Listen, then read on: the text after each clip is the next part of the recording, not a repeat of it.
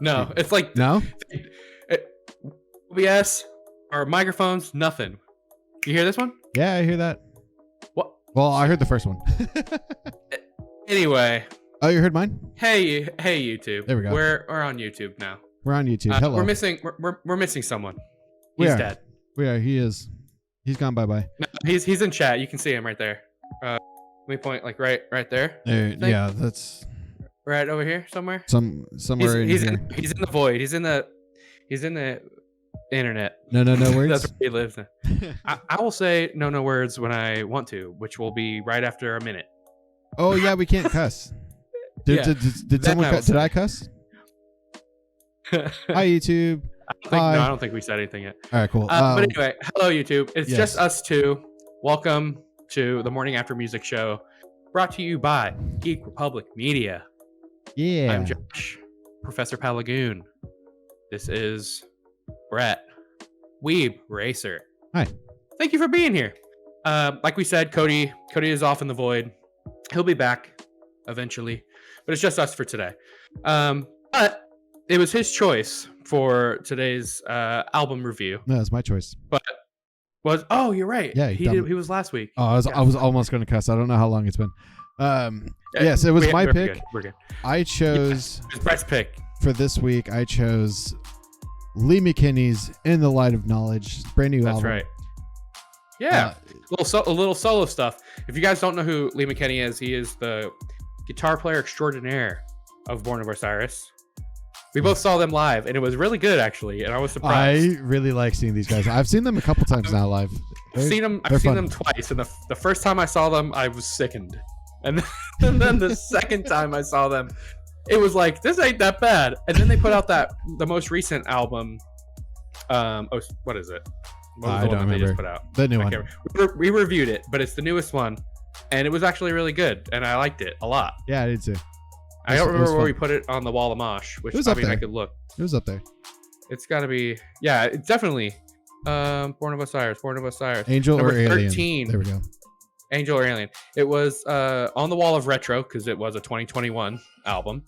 Number 13 with a score of 8.14. Above average. Solid. Interesting. Solid. Yeah, I really like the writing on that, and you can actually hear a lot of it lead into the Lee McKinney stuff that he's doing on his solo. But before we get into that, yes, because we got a lot to talk about, would like to do a little bit of housekeeping because that's what we do.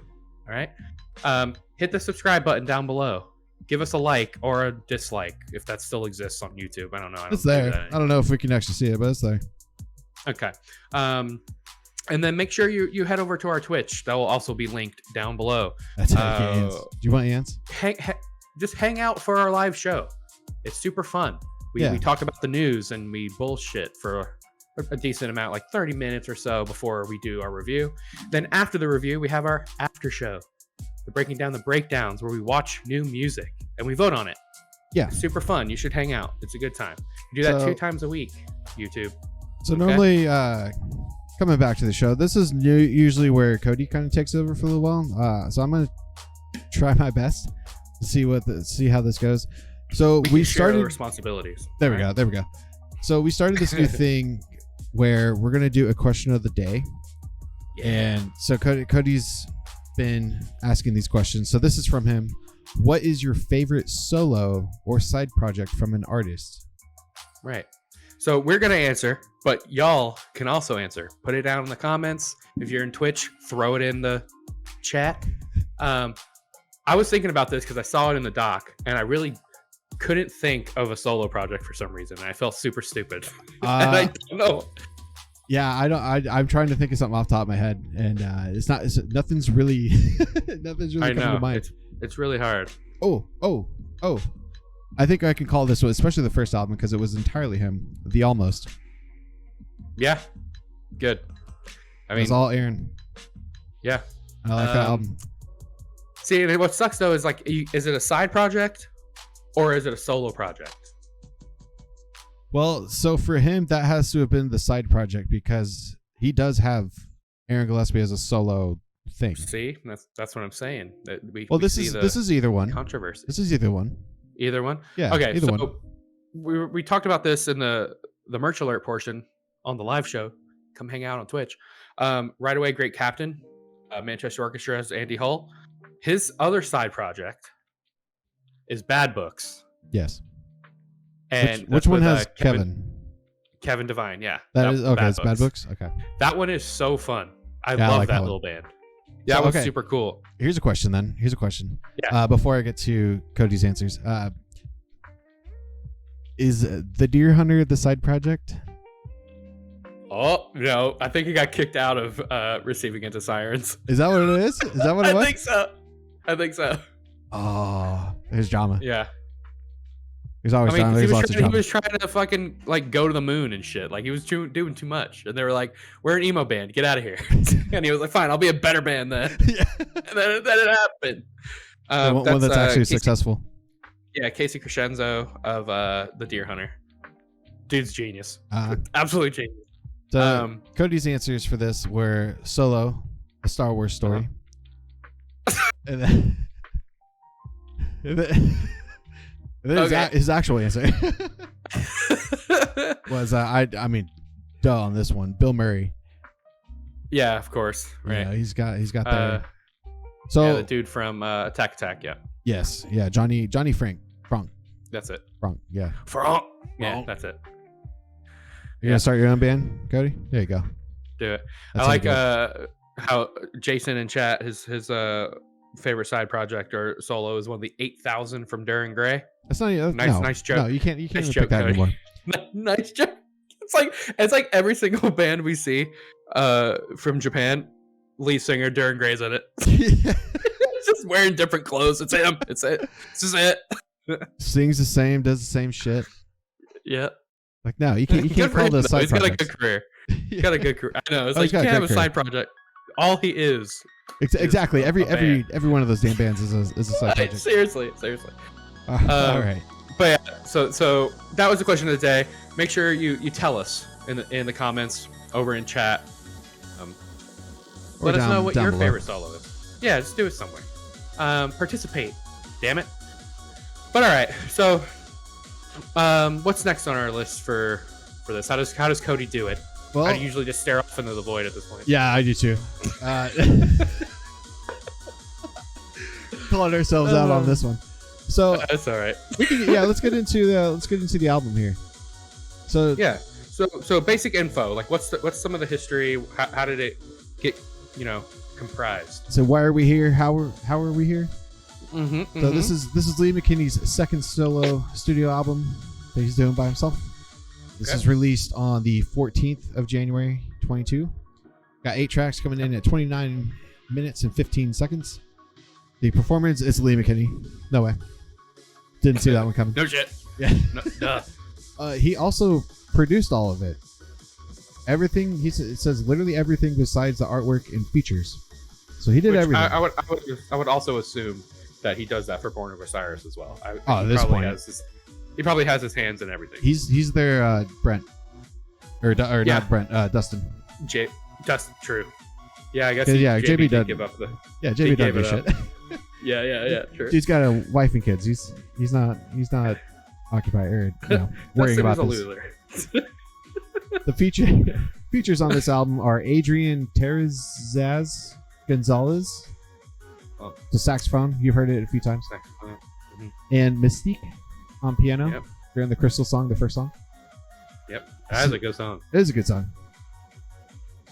This song is blasting, dude. That is. Is it one of those? There's just I don't even. We need to go back and delete that off. This is at negative 35 right now. The green is only coming up like this much. Like I don't get it. Damn it, OBS. I know. Anyways, it is what it is. Singles are Storm Rage, or Storm Rage, or Storm Mirage. Storm Mirage. And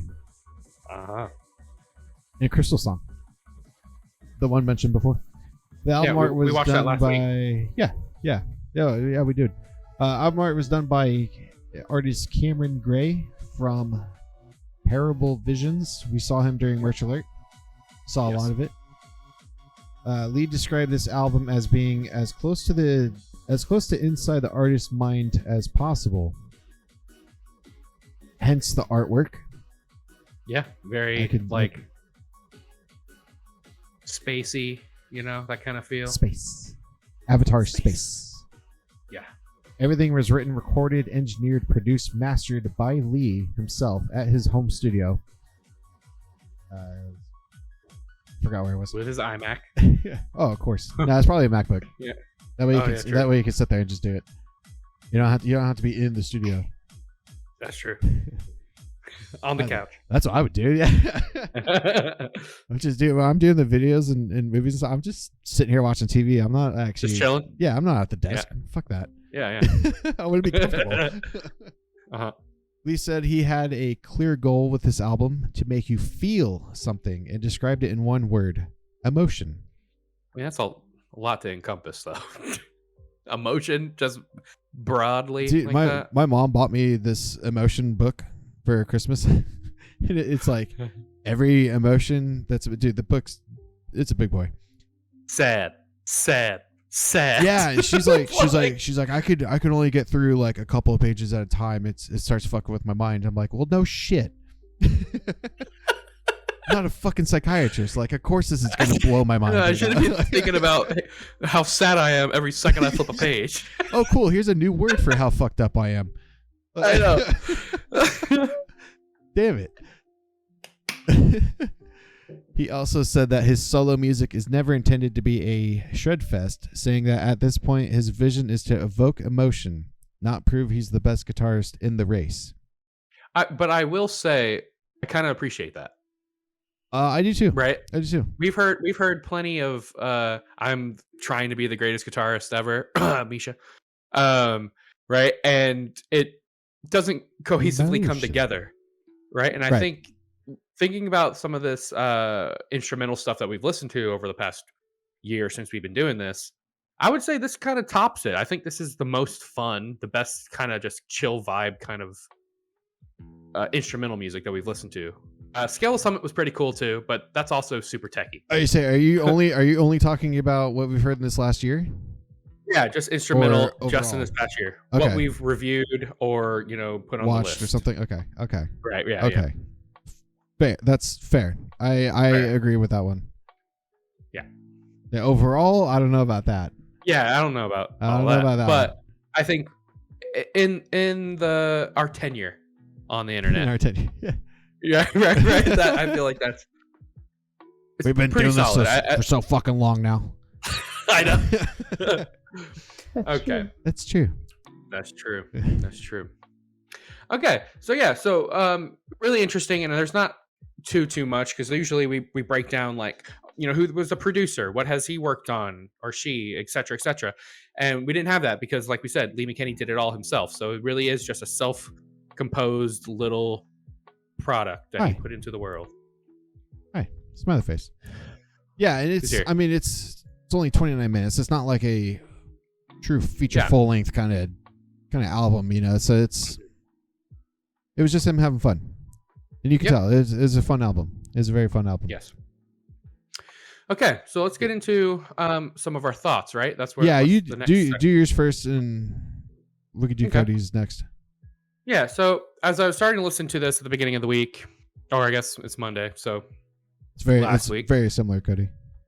Yeah. So last week, when we decided this is what we were going to go and do, listening to it, working, doing all that good stuff, and I realized that it is a perfect like background kind of music. Oh yeah, for sure.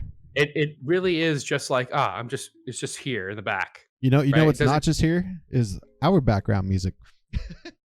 Oh crap! Can't hear a fucking thing. I'm sure it's going. Hopefully it is, but I can't hear it at all. I can't hear it. It is what it is. Yeah, I don't care anymore. But it is really background music. I told Brett in Discord, I was like, it almost feels like it could hang out with lo-fi. Like lo-fi could play. This one of these ones could come up and be like, that's fine, and then back to lo-fi. Right? Yeah, it wouldn't phase you for this to just pop up in one of those playlists. Yeah. I mean, some of the tracks are a little heavier, so maybe not those ones in particular. But like Crystal Song works really well like that. Like Stormage That's not a chill song. That's It not. starts off That's like not chill. that. Kind of hits you in the face with some really cool like finger picking stuff, and like that. It sounds cool. Doesn't really fit with the chill vibe if you're looking at it for that specific reason. Let me pull up the track list so I can remember. Yeah, go for it. Say that it does do good though with the whole emotion thing. Like Storm Rage is very sporadic. You know, there's a lot of shit going on in that one. So yeah, the first two songs a little more chill. The melody lines are a little they're happier, I would say. Right? If you're thinking about an emotional journey, right? I think that maybe that's what he was trying to invoke here. Crystal Song and In the Light of Knowledge is kind of like this enlightening bit. Then we do hit some storminess. But then we hit Haven on the fourth one, and it is a little we get back to more melody driven. I will say Storm Rage or Stormage saxophone, while cool, not needed. But that's my my opinion. When you first said that on Discord, I was like, yeah, I took a listen again to the song because I wanted to know where you're coming from, because I didn't remember. I remember the part. I don't remember it that detailed enough to be like, does this fit or not? Yeah, I agree with you. I think it's unnecessary. Too much. It's too much. It's too sporadic at that point, and it doesn't fit well with the surrounding music. Like it's cool, right? Like I love when saxophone, does guitar solos. All right, it's interesting and neat. And we listen to bands like Shrezzers and stuff like that. Like they do that shit, and that's cool. It was in Chunk No Captain Chunk. Right, it wasn't Chunk No Captain Chunk. But I think in this particular song, it was unneeded, especially since there were so many varying parts to it. Like we had that weird little djenty thing in the beginning.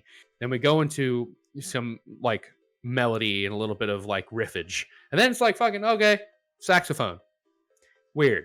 Yeah. But musically, like the technicality of it, awesome. It's really cool. It's really interesting musicianship, really cool writing. Just maybe not compositionally, it didn't work for me at least. No, I agree. But yeah, after I think, yeah, and I think as you listen to the rest of the album, it kind of ends pretty solid. The Maven's awesome song, the very last. Oh, the track. last one. Oh yeah, I like that one. Yeah, I think it ends pretty solidly. But again, this is only every song's about 3.5 minutes, maybe 4 minutes. It is a short EP, 8 songs. Right. My thought was, I'm not saying that I needed more, but if there was more, I'd be cool with it. Yeah, I honestly, I would have liked 2 more songs at that length to kind of put it at like 35 minutes or so. I think that would have been a little bit more, and you could have also gotten maybe a little softer, maybe more, because I think we were talking about lo-fi earlier.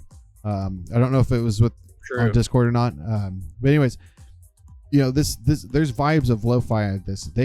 He could have definitely done like an actual lo-fi song that would have given like truly relaxed, pulled back kind of emotion. If he's talking about motions, pull the drums out and like just do a drum machine. Yeah, just fucking something chill. Just chill. Yeah. Sure. Yeah, like an interlude. Interlude would have been fine. Yeah. He probably had, a focus on like what he wanted to do for this particular piece. But it's still good. It's good. Now, if you put both albums side by side, his first one and this one, and let them run into each other, I think that's fine. Like you just listen to it. It's a background listening kind of thing. Just listen. Yeah. And it could be like that with any kind of like a Polyphia, right? Arch Echoes I do all the time. Yeah, Arch Echo. Like what's that other band? Intervals, right? Like a lot of those type of bands that just kind of play some really cool, like there's beats, there's riffs, and there's some technicality. And I think that's a nice little blend of everything. I didn't hate it. I didn't love it. It sits in the average for me, and I think it's solid where it is. He's going to keep doing this. He's going to keep making music, right? Oh, yeah. And I think it is a nice separation from what he does in Born of Osiris, even though you can clearly hear how he writes for both in both the projects. Yeah. So, that's me. It's average. It's like maybe a little bit above average for me, but nothing to write home about, I would say. Okay. Do you want to read Cody's? Sure, I'll read Cody's. All right, so this is what Cody said. He likes it a lot. He said. Yes, he did. He was into it. He's very much so. into it. Yeah. So this was his thoughts verbatim. I'm gonna read it. Sometimes this has more memorable melody and writing than half the shit we review. I've been humming almost every different lead line to myself since the beginning. And that's just for him to dive in. That's his first shot at it. He's like, yeah, I hum it all the time. And he's like in the ER right now. So he probably is listening to it. I'm sure he's listened to it like 8 times. I know. So he also says that it's always very hard to nail a whole instrumental album. Normally we convey emotion primarily through the lyrics. So when that's taken away, there's a high expectation on whatever is filling that void. Sure, I can totally understand that. Yeah, that's why when I was looking at our categories, I was like, oh, songwriting and lyrics, like there's none. But there is something being delivered. Right. So right? you could add on the cadences that he's doing on the guitar as a song lyric or writing style. Yeah. You know, if to make it easy, I guess. Very similar to that. Like, could you put words on it? Sure. Yeah. Right. Along with whatever's going on guitar. Sure. Right. Lee's craftsmanship in songwriting is superb. Cody says every note, every section sounds meaningful. There's tons of atmosphere and space to allow parts to breathe. I'll agree with that as well. A lot of it does make sense. Some of it's a little, maybe it was just Storm Rage that annoys me, just that beginning part. But that's because I hate Djent. But that's just, again, that's me. And then he also says in capital letters, sax plus metal equals sex. Is that part of your clowncore thing? Clowncore. The end Djent part of Storm Rage mixed with the sax part that comes in is so chaotic and sounds like a clowncore song. Oh, there you go. That's the. There it is. There it is. Clowncore is like a fucking literal clown that has random instruments sitting in a fucking porta potty, just going hardcore. We have to watch that later. Yeah, we'll watch that video later. It's real dumb. Everything just sounds pretty and peaceful, and when I close my eyes, it's like seeing a utopia in my mind, which is fitting considering the album art conveys the ethereal sensation. Yeah, enlightenment. Bonkers. One would say, basically the Avatar state. Okay, the Avatar state. So that was Master of Cody. 4 elements. He really likes it, right? Yeah. But then the Fire Nation attacked, and Brett, what is your review?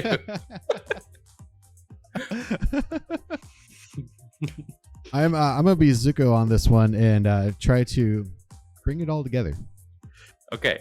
Older Zuko, not young Zuko. Because I liked it too. I like this album a lot. It's got a little repetitive for me. You know, if I'm gonna critique you know, as I traditionally do. You know, it was a little repetitive. It was a little too backgroundy for me. Hello, dog. You know, it was.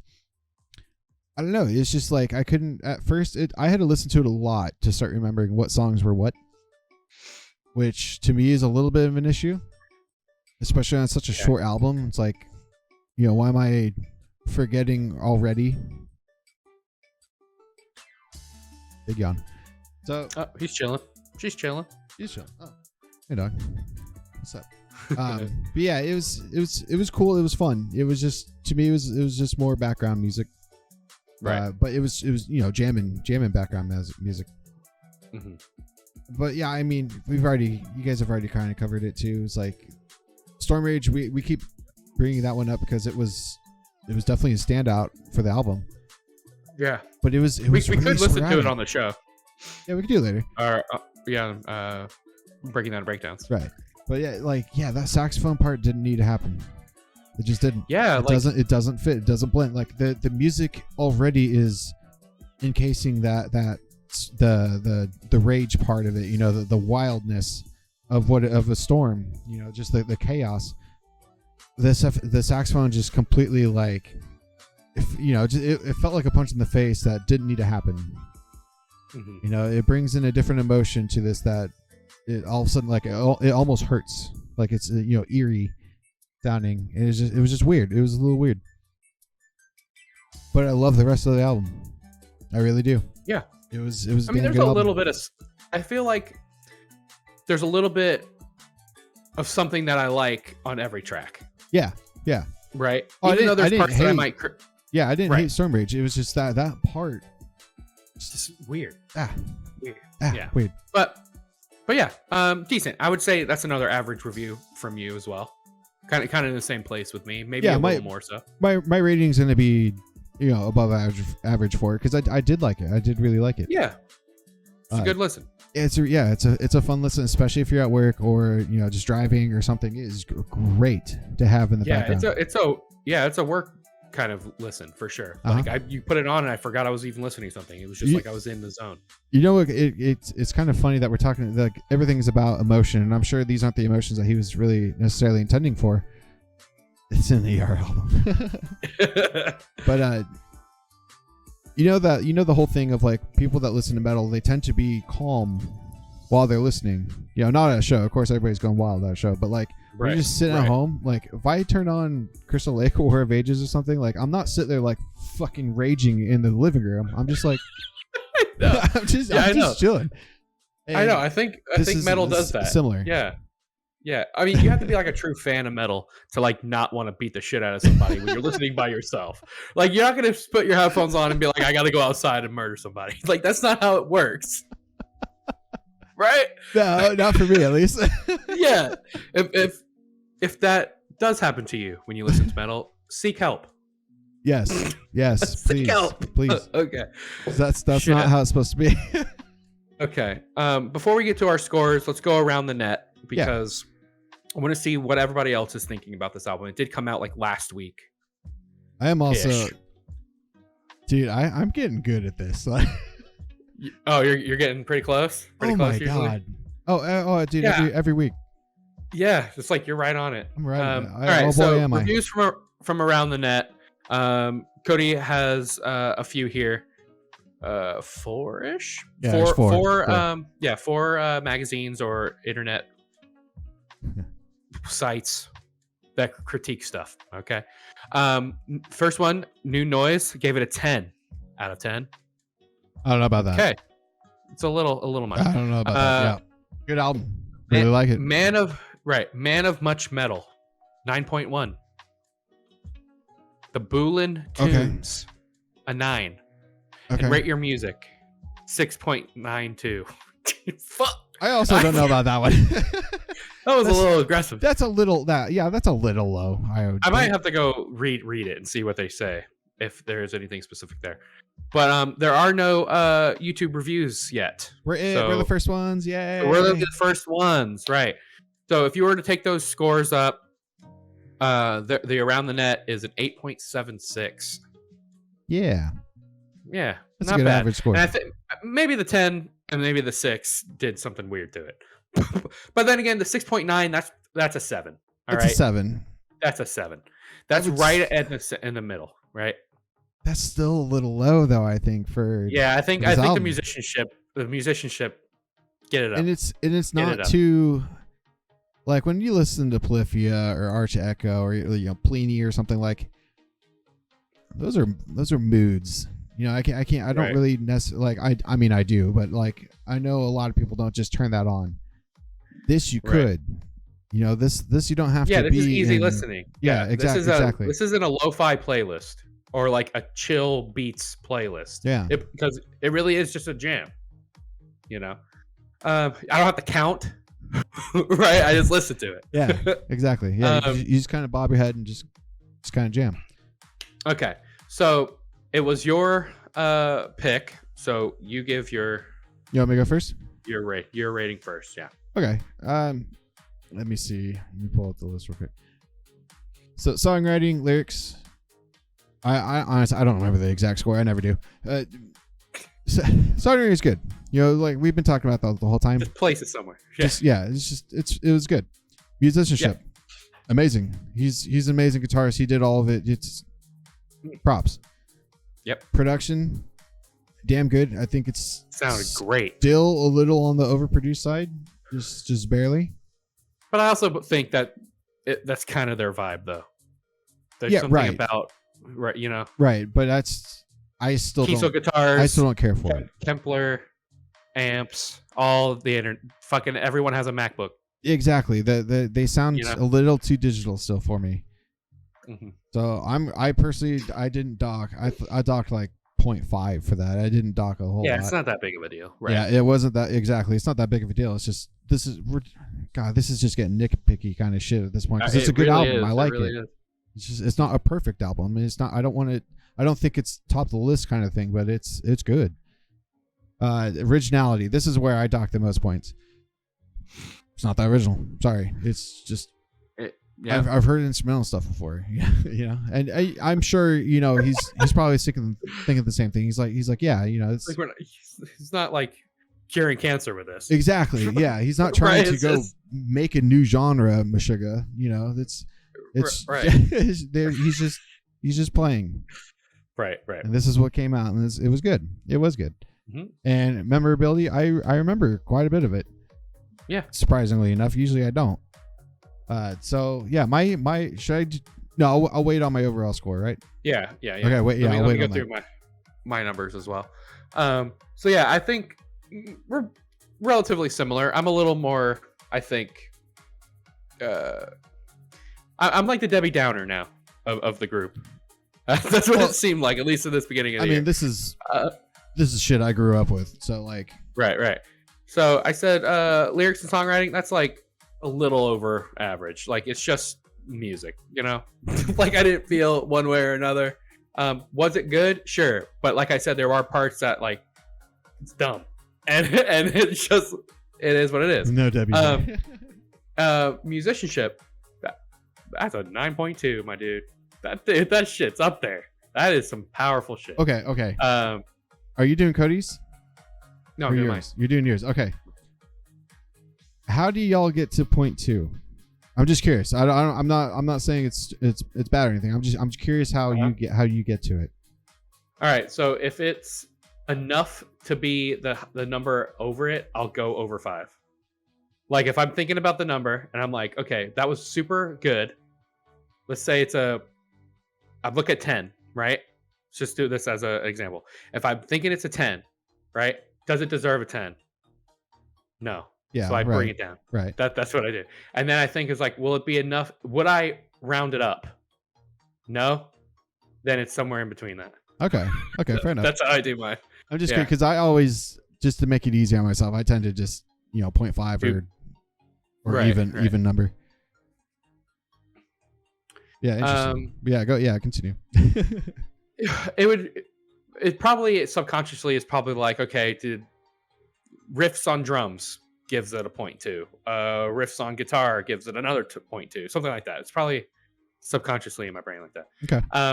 Production, I said that was around an 8-ish, 8.4-ish. I thought it sounded pretty good. Like right in the center of 8. Oh wow, you're actually lower than I was.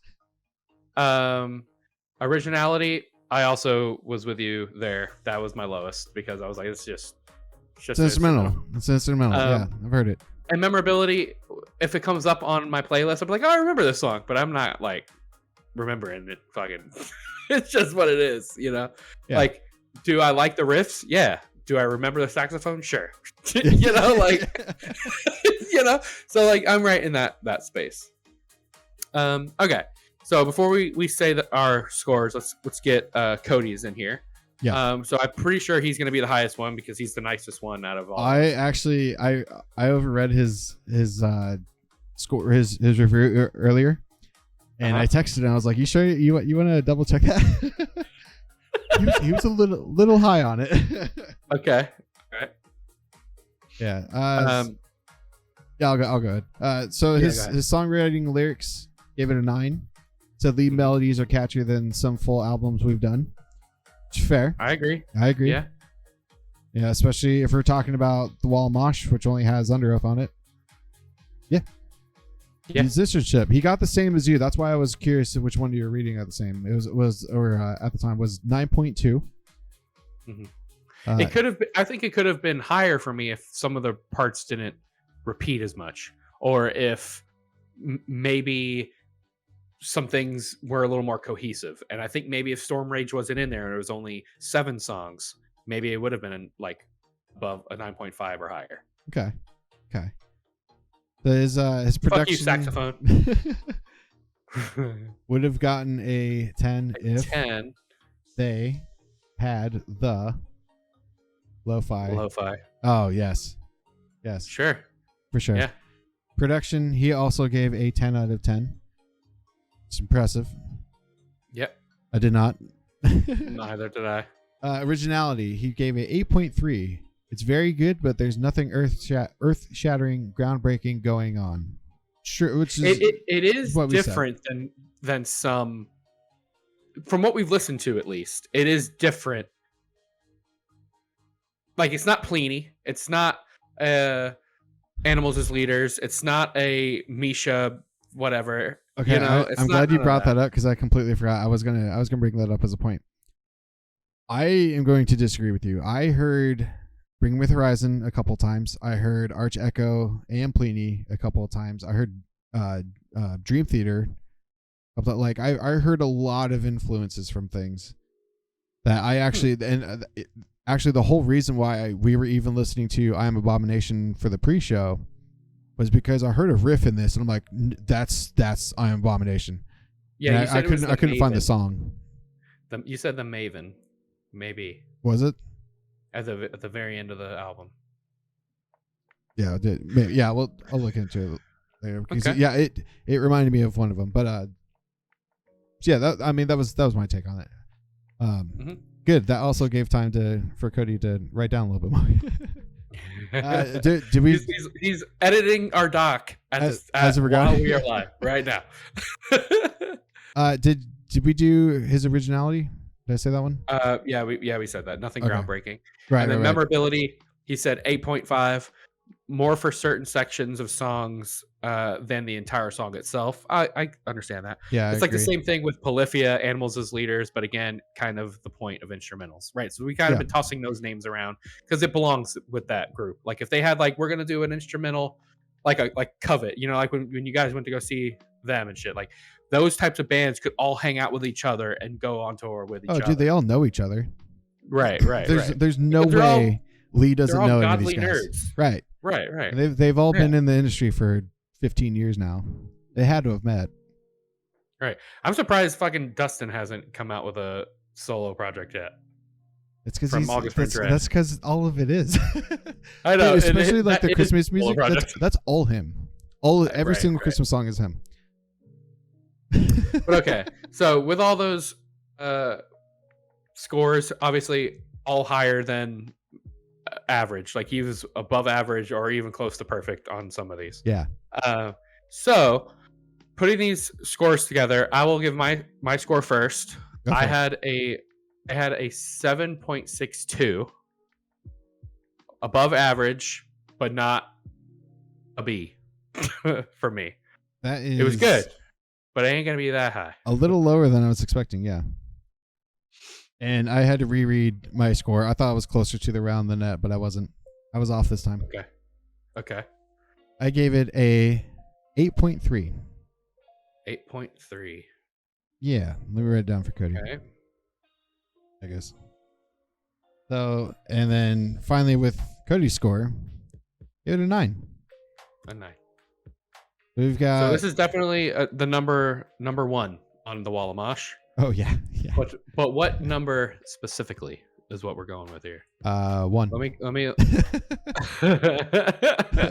No, I'm talking about the score. The rating. Yeah, the rating. All right, so 7.62 plus my 8.3, or your 8.3. Yes. And Cody's 9. All right, how do I do this? Divided by 3, right? Divided 30. Yeah. Okay. Fuck. All right. What number? Oh, are we doing it? Okay, let me pull up the list or the wall. Brett, you're getting too good at this. You must be cheating. Something. I don't know how you're doing this. Guys. I know math. Okay. Let me see. So an 8.3, 7.6, and a 9. That would be. It's so weird. Unless I fucked up my math, but this is pretty solid. Oh man. I'm gonna have to go damn near my score. I'm gonna say an 8.32 just to be weird. 8.30. Is it really? Yeah. No way. Yeah, you hit that shit right on the nose. Holy shit. Yeah. God damn it. 8.3 on the dot. I mean, 0.3066666666. Oh, okay, you know, yeah. like so actually Cody's yes. right. Right. So technically, but hey, that's pretty damn good though. That is pretty damn good. That's gonna be very hard to beat. Here, somebody write that in the doc. I don't have it up. 8.3. No, the other doc. The actual the wall. Oh shit! I thought I was on that. My bad. Where is it? Someone did it already. Huh? All right, so it's not. I guess you can say 8.3. Oh, there it goes. Oh, God damn it! It moved. Someone moved it. I guess you can call it 8.31 because the 6 would round up to 0, but that's also 3 places over. It's a little excessive. What, the 1? Yeah, that's fine. The 1. That's fine. All right, 8.31 rounded. That's gonna be hard as shit to beat. Then type in rounded. So if we look on our list here from last year on the retro, 2, 3, 4, 5, 6, 7, 8, 9, 10. So that would place itself at number. I guess it would be the newest 12. The on new the Wall of 12? Retro. The new 12. Because 4 Year Strong it has a 8.4. But if we were to look at all the new albums, all the 2021s, right? 8.5 is the baseline for top 10. Okay. So now we got to keep that in mind going forward for our show to see if anything gets over 8.5. Yeah, the benchmark. Yep. Interesting.